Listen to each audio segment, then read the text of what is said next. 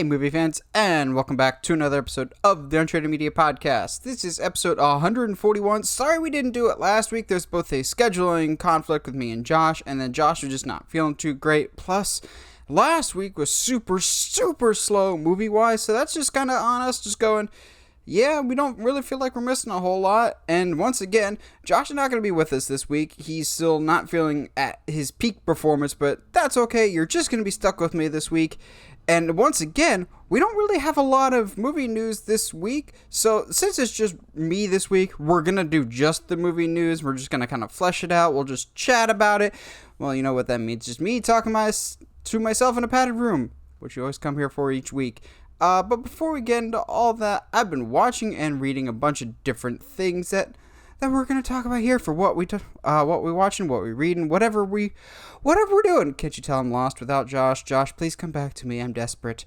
But since it's been so long, there's so much to talk about. It feels like forever ago, but I saw The Suicide Squad. I posted my review on the main YouTube channel. If you haven't already, subscribe to us on the main YouTube channel. If you're listening to us in audio form, please check us out on the YouTube channel. We're really close to 500 subscribers. I want to get us there by the end of the year. That would be nice. And I've said when we get to 500 subscribers, I'm going to go back and rewatch my very first video that I ever did back when it was Movie Guy 17 on the YouTube channel. React to that, because boy, that was 2014, and I'm sure it's aged like sour milk. I'm just not looking forward to it, but looking forward to it at the same time. So we'll get to that point. But since it's been forever, we haven't really gotten a chance to talk about The Suicide Squad on the podcast. I watched that on opening night, and having time to marinate even more, I can pretty definitively say that this is my favorite DCEU movie that we've gotten so far. I had so much fun with this. I was expecting something along the lines of like a Deadpool in terms of just raunchy, R-rated violence and humor for the entire time. And that, you really do get that. But James Gunn's master for storytelling in The Suicide Squad is just unparalleled. The dude, everything is there in this movie with a purpose. Nothing is there by accident. Even if it's something as simple as two grown men being overly competitive in how many people they can kill, that animosity that they have towards one another will pay off down the road. Or certain characters, like, why is Ratcatcher here? There's many good reasons why she's there. Ratcatcher has a purpose, multiple purposes, why she's in this movie. Polka Dot Man, it makes sense, and once again, I was proven right that he was absolutely fantastic and one of the best characters in this movie. I don't honestly know if I have a favorite, because everyone in this is spectacular, and I love all of them. Sylvester Stallone is outstanding as King Shark. Polka Dot Man was amazing. This is probably John Cena's best performance as him as Peacemaker. Idris Elba was fantastic as Bloodsport. Ratcatcher, I said, was fantastic. I won't say who he plays, what role it is, but Taika Waititi has a little role here. And Taika Waititi, again, even though he's not in it very much, has this probably the most emotional and resonant scene in the entire movie. That basically this movie about a evil starfish that controls people's brains fighting Ratcatcher, Polka Dot Man, and Peacemaker has a message that everyone in the world matters and has a purpose. And I'm just going, how does this balance and make sense? But it does. The tone is all over the place, but it's still balanced so incredibly well. It's so incredibly well paced. Like, I was never checking my watch at all during this movie. I just had a blast with it. It was so much fun. I can't wait to watch it again and again. And as we'll talk about later, I think James Gunn has a future with DC more so than he has with Marvel right now, and I'm really looking forward to seeing what he brings to the table. And then the following weekend, I saw Ryan Reynolds' Free Guy. So as I joked in my review that I did for that movie, okay, Free Guy, I finally saw your movie. Please stop showing me your trailers, because I feel like I've been watching the trailers for Free Guy for about 2 years now. And it was good. It was a lot of fun. It's kind of paint by numbers for the most part, but there's other parts that I'm glad that the trailer doesn't give you everything. The trailers really hold back quite a bit of what the story is. Yes, you've got Ryan Reynolds as an NPC, but there's more to it than that. A lot of really fun cameos. The final third is one of the most fun final thirds in a movie that I've seen in quite a long time. And if you don't know anything about this movie in terms of the surprises it has, please do yourself a favor and do not look them up and just experience them firsthand for yourself in the theater if you feel comfortable going to the theater, because this movie lives up to its marketing of it needs to be seen in the theaters and be seen in a crowd, because the reaction to, if you know, a specific moment that got me and everyone else in my theater just ecstatic. It was so much fun. And then earlier today, I watched Nicolas Cage's Pig. Nicolas Cage, as Josh and I have said on the podcast many times, is one of our favorite and most underrated actors, because everyone just assumes, oh yeah, he's the crazy screaming guy that'll do just about any movie. Yes, but he's also an Academy Award winning actor that when he chooses to, can really put on an amazing performance, and that's exactly what he's doing with this movie called Pig, which, if you don't know, is basically Nicolas Cage is a former chef that has a pet pig that's like basically his only friend, and the pig gets taken from him, and he goes on this journey to try and find out what happened to his pig. From the trailers, I thought it might be John Wick style, but this is very much a thought-provoking, dramatic piece that really showcases the acting ability of Nicolas Cage. And the fact that this comes out in the same year as Willy's Wonderland, which, not taking anything away from his performance in Willy's Wonderland, I had so much fun in Willy's Wonderland, especially his character, but they're so radically different, and the fact that they're just so close together was so jarring, but not. It would be jarring if it was anybody but Nicolas Cage, and I just love Nicolas Cage so much, just for his willingness to try anything, and just completely throw himself into whatever role he's in.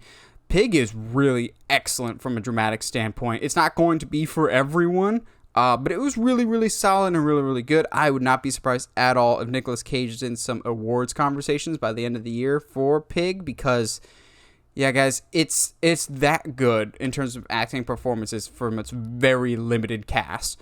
I also watched the season finale of Superman and Lois. I've talked about that before on the podcast of, holy crap, the CW, the people that are normally capable of producing 2 decent seasons of a superhero show and then it completely falls off the rails, Arrow, Flash. Sorry, I gave up on Legends of Tomorrow really quickly. So I went into Superman versus Lois. That's a very different show. Superman and Lois with maximum hesitancy, just because I'd seen little snippets of Tyler Hoechlin's characters, Tyler Hoechlin's incarnation of Superman on Supergirl, and I wasn't overly impressed. But then I saw the opening clip, like the 4-minute clip of him giving basically his backstory, of like a really rushed forward backstory of, all right, how did we get to this point? And I immediately fell in love with it, and I was like, okay, I'll give this show a chance. And holy crap, guys, this whole season is one of the best portrayals of Superman and the super family that we've gotten in a very long time. I was very hesitant when they said, yeah, we're going to have 2 teenage boys, Jordan and Jonathan. I'm going, I don't know if I like this. But within the first 2 or 3 episodes, I was really won over with the kids. They very much stand on their own, and they feel complete. It also adds different, interesting narrative storytelling possibilities with Superman. It's not just punch, beat up bad guys, save the world. It's very much okay, does the world need me more, or does my family need me more in this given situation? Like, what happens when the opinions of your hometown turn against you and your family type? It's really excellent, really well done. Again, since one of the first 2 seasons, there's still a chance for this to go off the rails. It's, can they get past that season 2 marker? And this has been renewed for a season 2, and I'm very much looking forward to it. I'm just continually blown away by Superman and Lois, just because it feels nothing like Flash, feels nothing like Arrow, feels nothing like Supergirl. This feels like it was made by a completely separate team with a completely separate budget. Like, the effects on this are actually halfway decent for TV. It just gets to the core of Superman is a good person with a good heart. And also, the writing, it's so hard to write a family believably, but they do it so well on this show of showing the struggles of parenthood, but also having kids. But at the same time, they don't usually, it's still a CW, they don't usually resort to annoying squabbling between siblings. Jordan and Jonathan, 9 times out of 10, are on the same page. It's really refreshing to see a family that feels genuine. It actually feels incredibly well written. You don't see that too often. So, as a whole, I would probably give Superman and Lois season 1 like an A-. It's really good. I could have used for a little bit more clarity with the villain. I think that kind of gets a little muddied at times, and a ton of action, but when the characters and the narrative are so well written, I don't need action if we've got great character scenes like we've got. Now, I won't spoil who comes to Superman's aid, like starts as an enemy and becomes an ally as the show progresses, but I appreciate that they already are willing to go into the deeper lore of some of the Superman mythology. I'm going, cool. I appreciate that we're getting these characters already. This is really cool. And then lastly, you know me, I'm a huge Nightwing fan, and so lately, over the past few months, this new guy, Tom Taylor, has taken over the Nightwing Comic Arc, starting back, I think, with issue 77 or 78. I believe it's 78. The first actual, like, start-to-finish story arc finished, and guys, it's so beautiful. It's so well done. It so gets to the core of who the character is. Doesn't always have the biggest of action, but in terms of getting back to basics of what Dick Grayson is and what makes him special to so many comic fans, it absolutely gets to this. Because Dick Grayson, for those that don't know, has been through the ringer over the past few years, whether it's being killed off, being stripped of his Nightwing persona, whether being stripped of his Nightwing persona again and rebranding himself as Rick Grayson. Oh, please kill me. That was awful. But this is a back to basics, true to form, good-hearted Dick Grayson, and it was just such a rewarding and refreshing read. So, guys, check it out. I think starting with issue 78 going to 83 is the start of this Tom Taylor run. I believe the hardcover copy is coming out in December, but you can still pick up individual issues. It is so good, and I was just like, this is on pace right now. If Tom Taylor keeps up the pace that he's writing Nightwing at, and I'm going to butcher the artist's name, but Bruno Rendeno, I don't know how to properly pronounce his name, but his artwork is fantastic, coupled with Taylor's writing. If they keep at the pace they're at, Chuck Taylor might be in danger of losing his top spot as the greatest Nightwing writer of all time, because Tom Taylor's absolutely crushing it. But enough of what I've been watching and reading. Let's get into some movie news, shall we? Because again, it's tough out there for the theater-going experience, as AMC, the geniuses, folks, the AMC is our proper grammar, I know not. AMC continues to make stupid decisions. Well, at least one of these decisions seems more like a life raft decision, and one of these seems like we're about to shoot a hole in a life raft that we just got. So AMC has seemingly made amends with the people that they pissed off over Warner Brothers to kind of fix the theatrical window. So for those that don't know, all Warner Brothers movies this year are releasing in theaters and on HBO Max completely free of charge on the same day. And that's proven to be a horrendous strategy. The Suicide Squad bombed horribly, not due to critical reception. Critics and audiences have been receiving Suicide Squad incredibly well. I love it. It's probably my favorite movie of the year I've seen so far. But more people saw it at home than they saw in theaters. Mortal Kombat didn't do particularly well. Didn't get as well received as Suicide Squad, but having it debut at home, I'm sure didn't help. I believe Mortal Kombat was extremely viewed at home on HBO Max, so I'm sure that didn't help. But starting in 2022, that will not be the case anymore. Warner Brothers is going, okay, we learned our lesson. However, they have made some amendments to their agreements with theater chains, more specifically AMC, and now they're not releasing day and date, but they have shrunken the theatrical window to 45 days. What that means is, say a movie will come out October 1st. 45 days from October 1st, those movies can and will show up on HBO Max for free. How does this impact the movie-going experience right now? As of right now, nothing, because this won't go into effect until 2022. But that means when The Batman comes out mid-March, you could see it in theaters opening weekend, like me, like you should. I believe that movie is going to be a big screen movie, absolutely. But 45 days later, you could see it at home, completely free on HBO Max. I don't think this is the worst move that AMC has made. We'll talk about that in a little bit here, but this to me is like the final nail in the coffin when it comes to shrinking of the theatrical windows. I think 45 days is basically going to be the new standard going forward. Of movie comes out 45 days later, it'll be available for streaming somewhere, which begs the question, from here on, starting in 2022, and actually even starting from now, will Avengers Endgame and Avatar now forever be locked in a dueling dragon situation of the two jockeying for a position of top box office spot of all time? Because if movies are only really staying in theaters for 45 days, nothing is going to come close to Endgame or Avatar ever again, just because of legs. Studios will not be able to have the legs for those movies. Like, the reason why Avatar and Endgame made as much money as they did is people kept going back to see it for weeks and weeks and weeks. Me personally, I saw Endgame I think 3 or 4 times in theaters.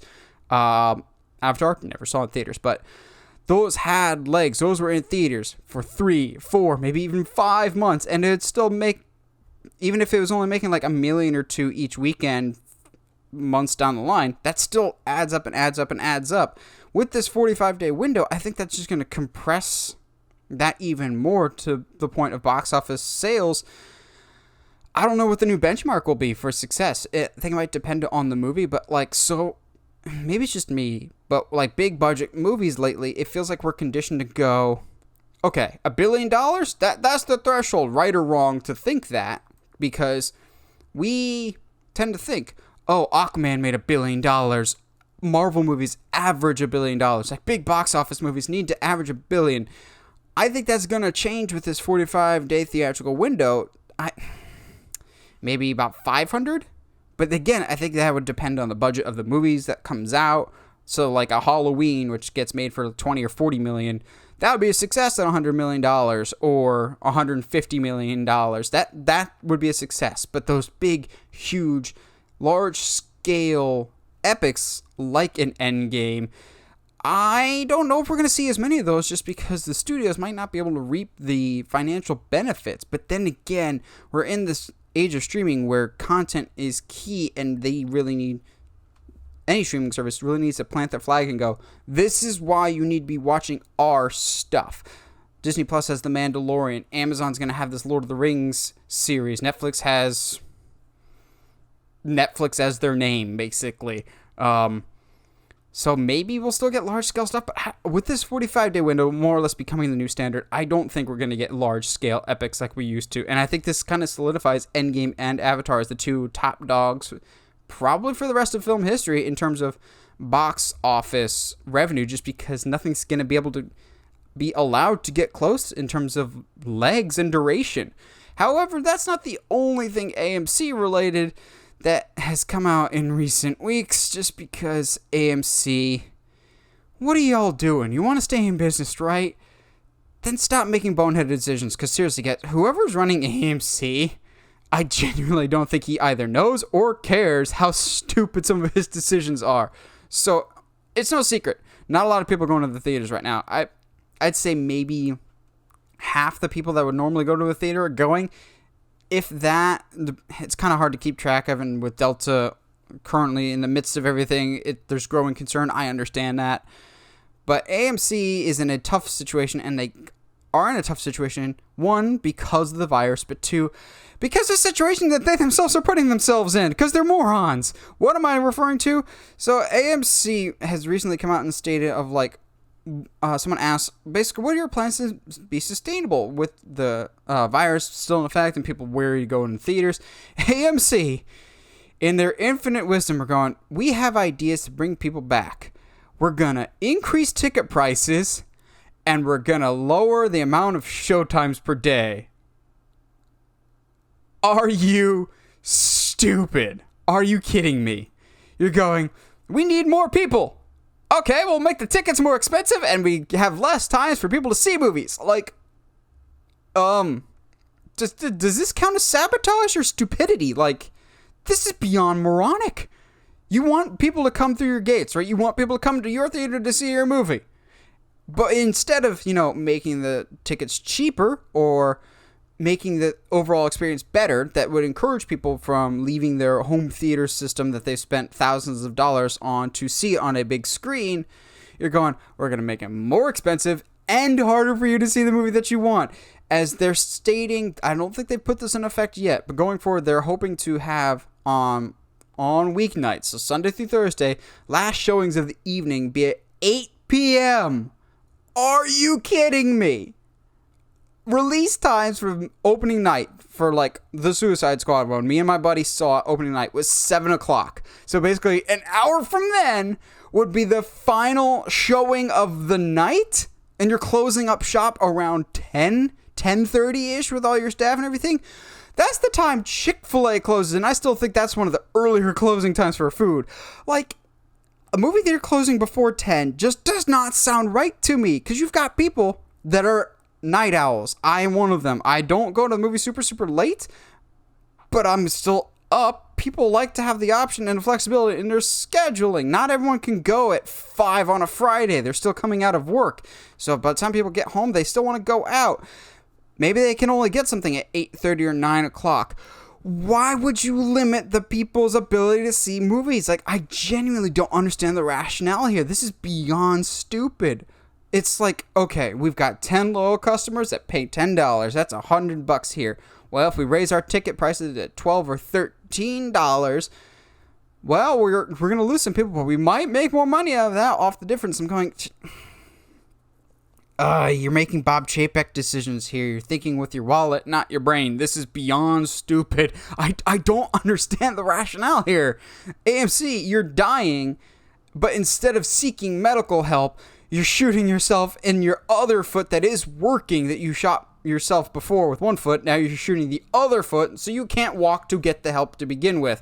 It's like the Eric Andre meme of where he shoots his co-anchor, and it's just like, why would he do something like that? Like, why? Why are you doing this to yourself, AMC? There has been some speculation by no official word yet, but some people are believing that maybe AMC's doing these moves because they don't care and they're maybe dumping some material. Maybe they're looking to sell. I don't know if I buy that. I just don't understand the rationale for this. AMC, the virus hit everyone hard. And AMC, at the beginning of COVID, it was not their fault why they were going bankrupt. Because they spent a lot of money basically refurbishing the theaters, making a better experience for people that went, and also getting AMC A-List off the ground, which is basically their subscription service, which is probably still one of the best around in terms of movie theaters. You pay like $20 and you get 3 movies a week, which is a steal, and I wish Cinemark had a better deal than that. But that's going to put them in the red for a little bit. And then as soon as they were starting to get in the black, and things were paying off for them, the virus. But since then, COVID blaming can only get you so far. After a while, you got to go, oh, maybe it's me that's making all these bad choices. Hundreds upon thousands of companies have been affected by COVID. We all have. But after a certain point, this is you going, yeah, we just need to make profits. So charge everyone extra and just make it super expensive and make it even harder for people to find. This is not going to make people go, oh, the ticket's more expensive. That means AMC means it's better. People don't think like that. They go, oh, you raise your tickets by a bit? I'm going to go somewhere else that's cheaper. Like, I very rarely go to AMC anymore anyway, just because I can get a better theater going experience somewhere else. Maybe I'm just a purist when it comes to movie theaters. I will fully acknowledge that if that's the case. But if the idea is to attract more customers, maybe don't raise your prices in a time when people are already struggling to go to the theaters to begin with. Like, I just don't understand the rationale for this. It's almost like the head of HBO Max and the head of AMC both are morons. We're like, let's be morons together. So I talked earlier that I saw James Gunn's The Suicide Squad, not Suicide Squad, because there's a big difference between the two of those. Now it seems like, according to DC head Walter Hamada, James Gunn might not be doing just the one Suicide Squad. And I'm very much okay with this. Now, there's a lot of potential things that James Gunn could be attached to in the world of DC. One of the projects being flown around right now, because there's a bunch, is some people are suggesting maybe down the road he does a new attempt at Justice League. There's maybe some reports that he might be interested in doing a Birds of Prey, because there's some Birds of Prey Easter eggs in this. There's actually a Black Canary reference, which even I missed that in the first one, going, oh, okay, that's a bit of a stretch, but okay.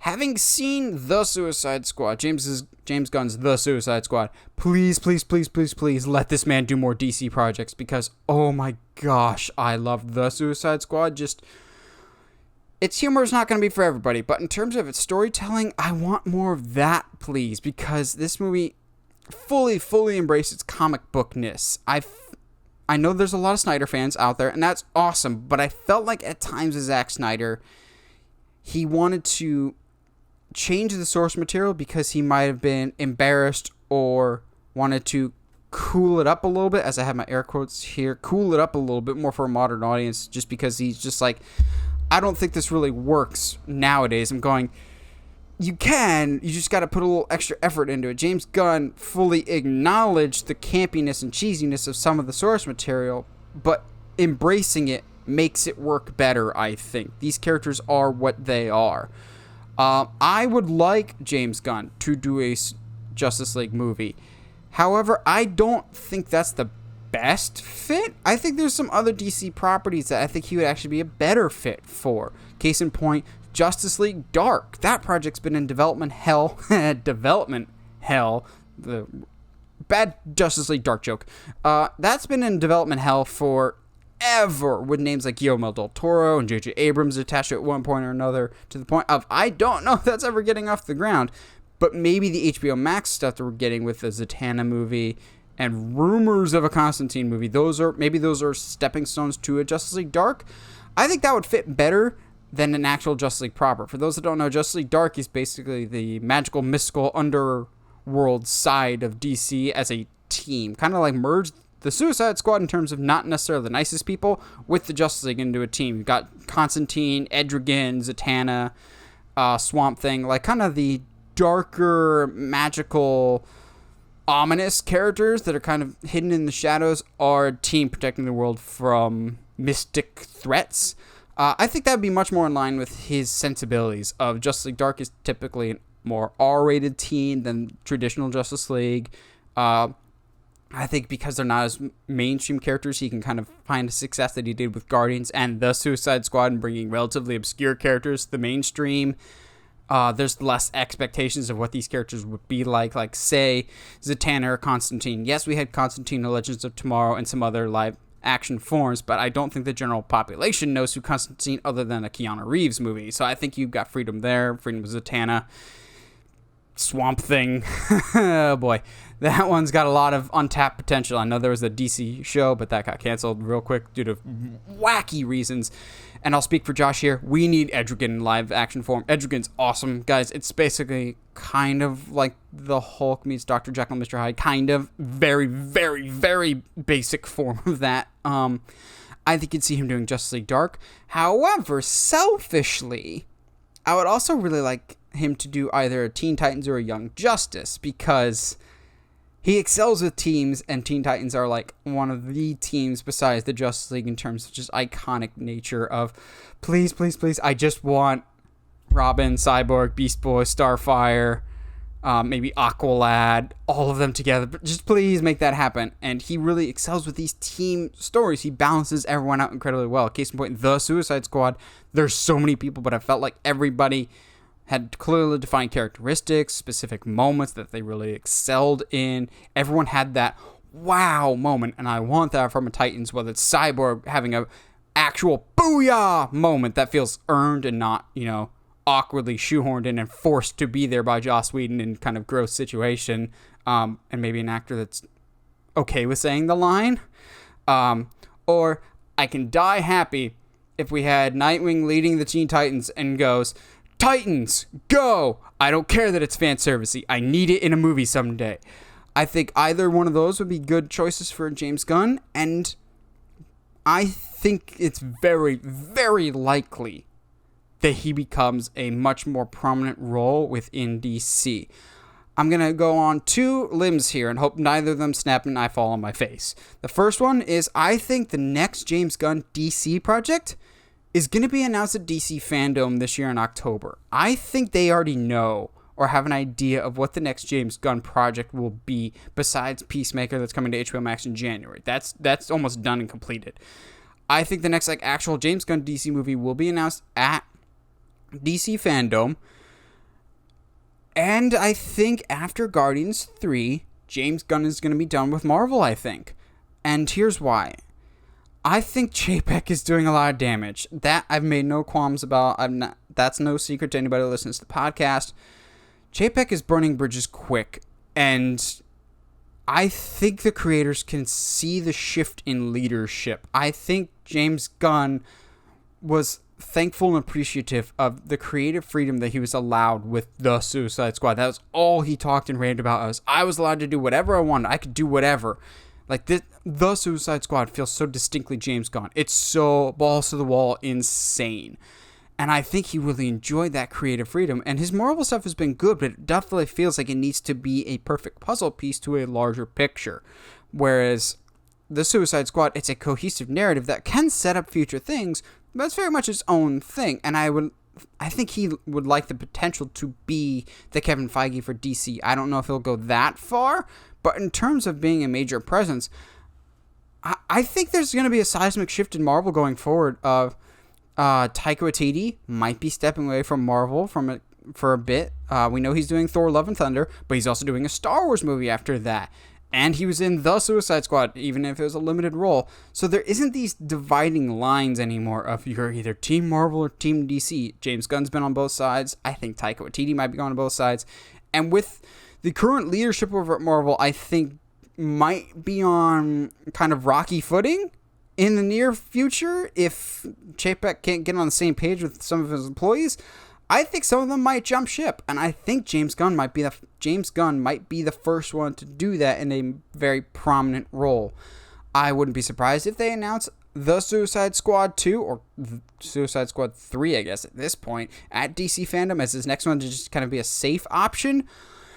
But if they really, really want to blow the doors down at DC Fandom, they can go, James Gunn is doing a new Superman, because James Gunn almost put Superman in The Suicide Squad. He's gone on record saying The Suicide Squad almost had Superman as the main villain, but they didn't know Henry Cavill's contract situation. I've said for a while, I think Henry Cavill actually will come back someday as Superman.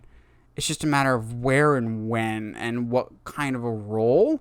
I think James Gunn, I don't know if he'll do Superman, but that would blow the doors down in terms of holy crap, he's a DC guy now. I don't know. I can't shake that feeling that might happen. But I think his future lies more with DC than it does with Marvel. He's done a lot of great stuff with Marvel. The first Guardians is spectacular. The second one is a movie that exists. I think he just enjoyed the process so much of The Suicide Squad that I don't see him going back to Marvel anytime soon on a full-time basis. I think he liked the creative freedom that he had. Not saying you have to be on Team Marvel or Team DC from a creative standpoint, but I think he sees the writing on the wall of the future direction of the creative team, and I think there's going to be quite a few big names that jump ship to other companies. But then again, that could just be me. Either way, I feel pretty confident saying we're going to get more James Gunn DC projects going forward, and to me, that's nothing but good news. Now, this is not so good news, as it seems very, very likely that Venom, Let There Be Carnage, will be delayed again, as it's already been delayed to October 15th, the same day as Halloween Kills, but now it seems like it may be delayed again, as, like I said, it's set to come out the same day as Halloween Kills. Now, normally, I wouldn't think anything of it just because an R-rated movie and a comic book movie opening the same day, they have normally separate demographics. But in terms of Venom and Halloween, I think they do kind of reach the same demographic of much more dark and gritty and almost borderline horror in the case of Venom, that I think they might, for lack of a better term, cannibalize the competition, basically. And there already are reports, I believe, from like Hollywood Reporter that Sony's considering moving Venom again, even though they just said they're moving it to October 15th last week. They might be reassessing it. And I think that maybe when they rescheduled it, they didn't look at the calendar and go, oh yeah, Halloween Kills comes out that same day. Because, make no mistake, guys, Halloween Kills is absolutely competition for Venom Let There Be Carnage. I know most people would think horror, comic book. I think the demographic for this is going to be quite similar. And also, I'm not just saying this as a Halloween fan. I'm not, I swear. But don't underestimate the success of that, I was about to say first Halloween, but Halloween 2018. That blew everyone away from a box office perspective. Also, I do find it interesting that Venom came out the same year as Halloween 2018. If I remember correctly, it's like their fates are forever tied to each other. If I'm Venom, it's easier to move your date than it is for Blumhouse to move Halloween. Because for me, Halloween kind of has to come out in October. It's not like a Halloween H2O situation where that came out in like August or September. That just feels weird. Halloween, you need to have that come out in October. Venom, while October, I can see the appeal of a more horror and horrific comic book movie opening in October. Steal some of that spoopy money. It's easier for you to move, which begs the question... It's going to be really uncomfortable to ask, but if Venom Let There Be Carnage moves again and is no longer in this October 15th slot like we're kind of led to believe, does that push Spider-Man No Way Home to 2022? I think this could have tremendous ripple effect. It just depends. I could see one of two scenarios here. Either Venom Let There Be Carnage, three scenarios, I guess. One, Venom Let There Be Carnage doesn't move at all, and it stays with Halloween, in which case, does Halloween move again? Either a week up and go, hey, we did this for you, the fans. We're going to open a week early. Do they move it a week after, the 22nd? Or does Venom move to next year? Spider-Man keeps its date in December, in which case that blows Sony's plan of... Well, this kind of will confirm to the audience that they're not connected, which some of us already kind of know that they're not connected, but maybe they were. Or, you kind of know what I'm getting at, people? I think if this comes out after instead of before Spider-Man, it's going to be hard to convince people that this is connected somehow, or maybe there is a specific order that this and Spider-Man needs to come out. I don't think Morbius has a specific spot that needs to come out, hence why that's coming out in January next year. If this gets delayed, does this take Morbius' spot in January? And Morbius, I don't want to say it, but if this gets moved to Morbius' spot, does Morbius then take Uncharted's spot? Because it better not. Uncharted better not get delayed again. I need my February 18th Uncharted release date. Please, please, please, please do not move this again. Or the third scenario. Venom moves to Spider-Man's slot on December 22nd, and Spider-Man moves to sometime in 2022, which is why we have not gotten an actual official trailer for No Way Home yet, despite some very convincing fake trailers out there that some people are buying into. If I had to guess, I would say Spider-Man is keeping its release date in December, and Venom might take Morbius' spot in January. Which leaves Uncharted in very dangerous territory. I know some people are like, well, they're not connected. They're not in the Spider-Man universe. They're still owned by Sony, and I think they really want Uncharted to do well, so they want it to have a prime spot. Which kind of begs the question of why it would have come out in February, but I'm not ignoring your very obvious and very clear and well thought out issues that you might have with the Uncharted movie. It's going to be perfect. It's going to be the greatest movie of all time, and I'm not in denial whatsoever at this point. I thought we were getting back to normalcy in the movies, but Sony, as we've seen more than any other studio, has been very gung-ho in terms of we will release this movie when it makes sense for us to release this movie. And when we can make the most money. They have not released a single movie in the pandemic era. they've still waited for everything to clear up. Now, if this gets moved, actually, there's one more option that I didn't think about.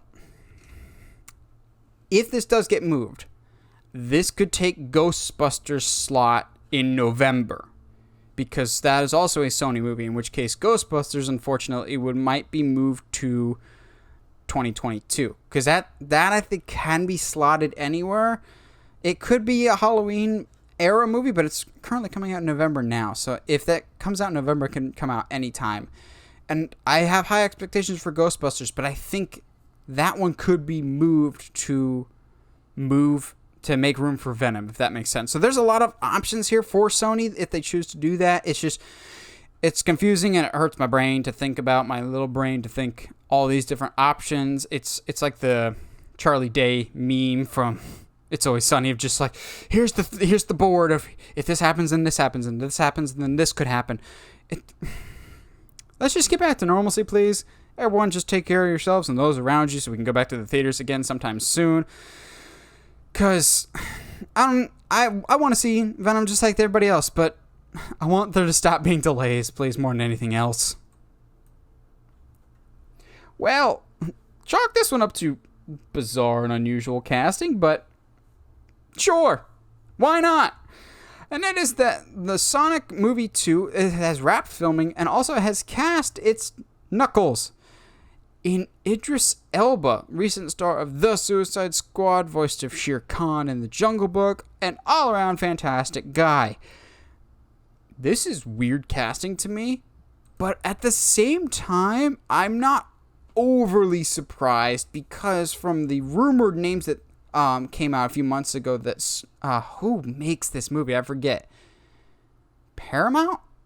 I forget who made Sonic, actually. The people who are making Sonic were hoping for like big name actors, big performers. Like The Rock was a random name going, I don't see The Rock as Knuckles. So this isn't overly surprising, but at the same time, it kind of is. Just going, Idris Elba, an intimidating but yet handsome man that I see as constantly the tough guy with the deep voice. Actually, now that I think about it, that actually kind of does make sense for Knuckles. And I'll be honest, Knuckles has actually always been my favorite character since the beginning that I've been playing Sonic games, even more so than Sonic, just because I grew up playing Sonic Adventures on Game Boy Advance, and the fact that Knuckles could fly and crawl up the walls, which made it so much easier for me. It almost felt like I was playing as a cheat code character. I like Knuckles. My wife is really excited for Tails, as that was very openly acknowledged that Tails would be in the next one, in the first Sonic movie, which is surprisingly good. Not like the best movie around, not like a surprise hit like Dora was in terms of quality, but Sonic was better than it had any right to be, considering those first animations that came out. Oh my gosh, that first trailer still haunts my nightmares. But yeah, I don't know how I feel about this casting. I really like Idris Elba. I also don't really know what I was expecting when it comes to Knuckles. Like, I think this kind of speaks more to a larger issue of, why do we have to keep casting big name people for voice acting roles? I kind of appreciated that Sonic, no offense to, I think it's Ben Schwartz, no offense to him, but he's not a big household name. They kind of went with somebody more low-key that they think could fit the role better. I do get tired at times of studios going, well, we need to advertise the name more so than the movie or the character itself. That's why you get in animated movies like this whole long list of famous people in this movie voice acting, and you're going, are they the most qualified? However, I'm going back and forth on this, I know. But Idris Elba has done voice acting. Lion King, he was fantastic as Shere Khan. So maybe he knows what he's bringing to the table. I just think this is a bizarre choice. Not the worst choice out there, but just kind of bizarre. I'm looking forward to this movie. It's not the most anticipated movie I have coming out, but given the first one, it was decent enough fun, and James Marsden was once again oddly typecast as co-star to a talking animal of some kind on a sidekick buddy adventure story. It's a weird typecast he's typecast in. So count me down for curious about this one. I don't think it's good casting. I don't think it's bad casting. I'll need to see it to believe it, or hear it to believe it in this case. But please, just off the bat, please have us have better animation than that first trailer. I know you fixed it with Sonic, which there's still kind of that tinfoil hat conspiracy theory of, were you ever actually planning on doing that bad CG in the first place, or are you just kind of telling the fans, hey, we listened to you. We're the good guys because we listened to you, right? And I'm sure that helped their sales when the movie came out. So that's always kind of been my conspiracy theory. Yeah, this is odd to say the least, but consider me curious to say the least.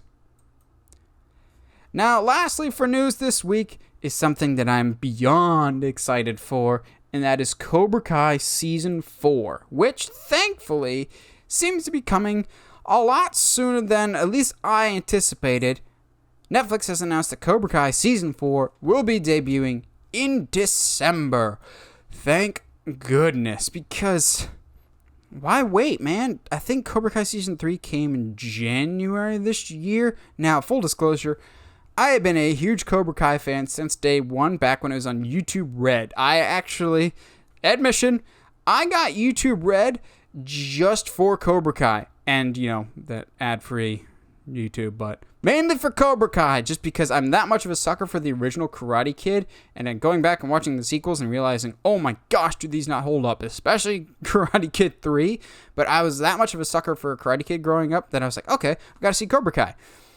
Holy cow, the show is good.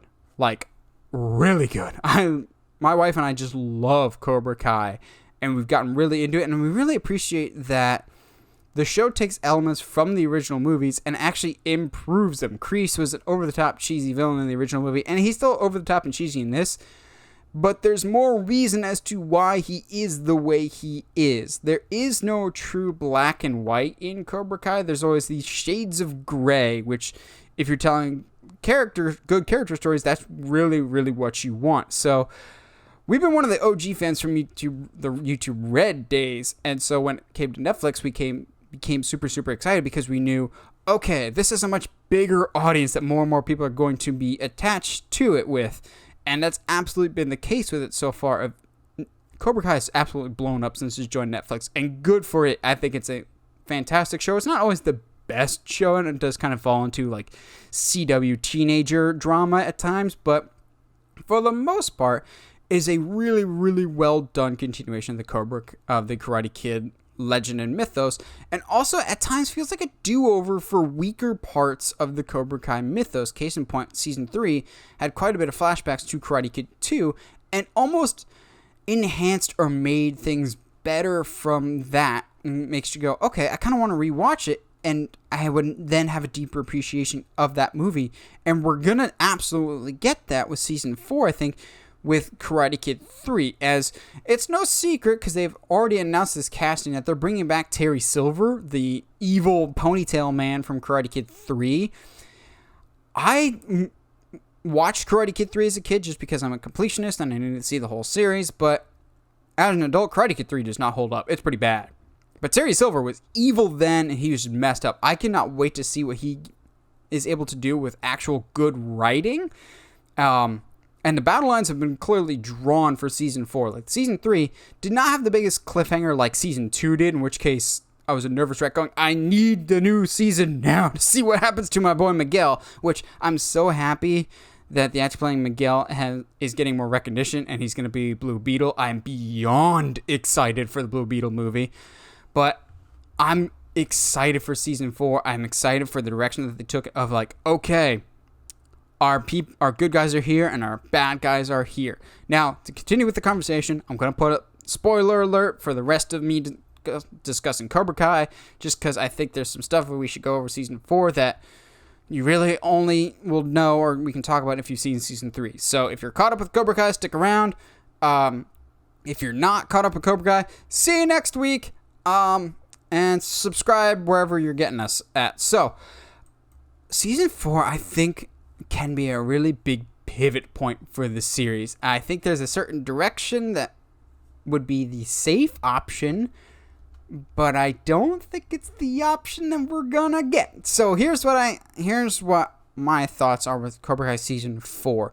For those obviously that caught up. We know that Johnny and Daniel are now on the same team, more or less. Whatever the new dojo is, obviously, I don't think it's going to be Miyagi-Do anymore. We've got Miyagi-Do, Eagle Fang school in one camp. You got Cobra Kai, who's about to get Terry Silver in one camp. And they said after Johnny and Daniel basically beat the crap out of Kreese, all right, next year, there's the All Valley tournament once again. Whoever wins that wins the Valley. And the other team has to get out forever. Here's where I think they're going to pull something interesting. I think Cobra Kai will win this tournament. I think Johnny and Daniel are going to lose it. And here's why. When the creators of Cobra Kai were asked in an interview, like, do they have a overarching story? Do they have a end goal to it? They said they had 6 seasons worth of material that they have written up in terms of an overarching narrative. Ending at season 4 doesn't sound quite right. They even said specifically they have an endgame type moment in their mind that they want to be the big finale. I think it would be interesting. Our characters and our heroes have been knocked down before. Case in point, Miguel almost didn't walk again after getting kicked off that railing in season 2. That was intense enough. How intense would it be if season 4 is the Infinity War of Cobra Kai in terms of you expect, because you've grown and loved these characters for 3 seasons, the good guys to win? How much of a shock would it be that in the final round or something, Cobra Kai just clean sweeps Miyagi-Do and Miyagi-Do loses completely? Where does that leave our characters? Where does that leave Johnny and Daniel's relationship? Where does that leave Miguel? Where does that leave Sam? Where does that leave everybody? I think it's much more interesting from a narrative standpoint if Terry Silver and John Kreese win the tournament. And that way, if we do continue the show for like a season 5 or a season 6, our heroes have to make the comeback. And if that isn't Karate Kid storytelling, I don't know what is. The more you beat down your heroes, the greater the victory when they eventually overcome it. That's just basic storytelling. And season 3 almost ended on a high note for our characters. And you have to have ebbs and flows. It's like a wrestling match or a boxing match. In order to tell a good story, you have to have ebbs and flows. Season 3 ended on a high note for the characters. Our heroes beat the crap out of John Kreese. They're together as a unified unit. What if they get hit below the belt in next season and it's really, really dark? And if we're going to get dark with any character, it's going to be Terry Silver because they did really dark things with that character in the original Karate Kid 3. Now, here's where the fan service-y part in me comes out. Because it's absolutely not going to happen, but I can dream, Harold.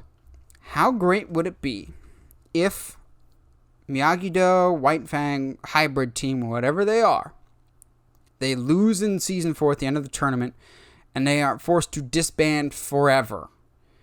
But then, in season 5, or even season 6, we get a new mentor to help come in and go, well, technically, I'm not Miyagi-Do or Eagle Fang, and it's Mr. Han from the Jaden Smith one. Now, I know that movie's not for everybody.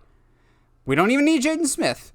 But how cool would it be to see Daniel and Johnny team up with Jackie freaking Chan? I know the remake isn't for everyone. I love the remake almost as much as I love the original. I actually like the remake better. But if we want an endgame type moment like the creators have teased, how cool would it be to see Jackie Chan in Cobra Kai? Maybe he had some connection to Miyagi back in the day. I think that would be a really interesting way to unite the universes. They never ruled out that the remake was a separate universe from the original Karate Kid. If you want an endgame moment, you bring in Jackie freaking Chan. Bring everybody back. And if that's... You got to beat down your characters to get to that moment of jubilation. Why did the Captain America wielding the hammer of Thor mean so much? Because he just got the crap beaten out of him before that. And it looked like, well, we've got no solution to get us out of here. Jackie Chan is always a solution. Jackie Chan makes everything better. And then in season 5 or season 6, he can be the binding material Just like how in the remake, he had his own tragedy that he was able to work through. Maybe he is able to be the consoling presence for our characters that unites and brings everyone back. Or we can end season 4 with Johnny having made so much progress with Daniel. They're on the same page again. Him turning his back to go back to Cobra Kai just so he can work with his son again. I think there's a lot of interesting storytelling possibilities here with Cobra Kai Season 4. I'm beyond excited for what they can do. I think this show has a lot of potential going forward, but I think it's more interesting if we do the unexpected and have the villains win, because the heroes have won a lot. And that's good. You want your heroes to look strong, but you want your villains to look strong. And if you're going to make any villain look credible, Terry Silver is a terrifying presence in Karate Kid 3. Just my theory and speculation, but I think that could be a really, really fun route to go of make Terry the big bad. John Kreese, he was the nice guy of the bunch. Have Terry Silver take away Daniel's car dealership or something like that. Like he buys LaRusso Auto or something like that. Or makes him go bankrupt. Something like... I don't know. Terry Silver was messed up in the original Karate Kid and has a lot of money to blow. So, I don't know. That's just me with a lot of my theories and speculation there. But Cobra Kai Season 4 has the chance to be the best one yet. Well, is there any movie news that I missed this week? Hopefully Josh will be back with us next week. What was some of the big highlights that we talked about this week that you enjoyed? Let us know in the comments below. I always like hearing from you guys. And if you haven't already, subscribe to us on YouTube. Help us get to those 500 subscribers. And again, just so we can do the reaction to watch young baby 2014 me. And also, we want to continue to grow the podcast. And if you like the podcast, subscribe to us wherever you're hearing it from, whether it's iTunes, Spotify, Google Podcasts, or YouTube. And again, subscribe to us on YouTube. And as always, stay sharp, movie guys and gals.